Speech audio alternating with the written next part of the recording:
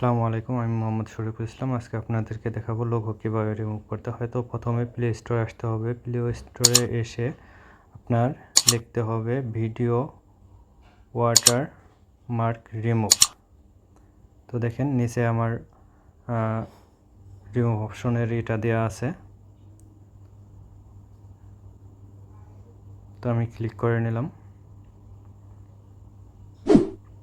দেখেন এই লোগোটা আপনারা দেখে শুনে তারপরে ইনস্টল করে নেবেন।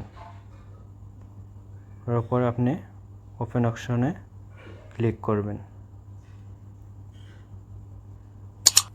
আমি করে নিলাম। তারপরে রিমুভ ওয়াটারমার্কে ক্লিক করবেন।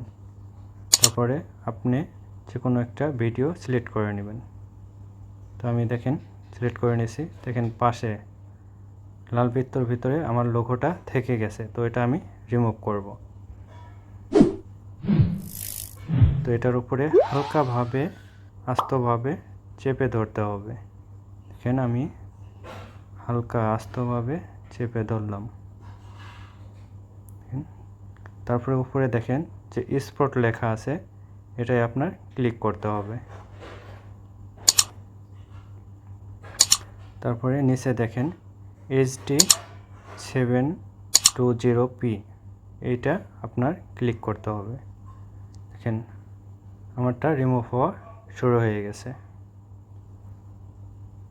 100% হলে রিমুভ শেষ।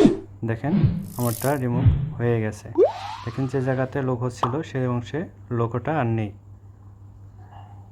আমি টেনে দেখাচ্ছি, দেখেন আর নেই। তো আছে এই পর্যন্তই। সবাই ভালো থাকবেন, সুস্থ থাকবেন। আমার চ্যানেলে নতুন হয়ে থাকলে সাবস্ক্রাইব করবেন। আল্লাহ হাফেজ।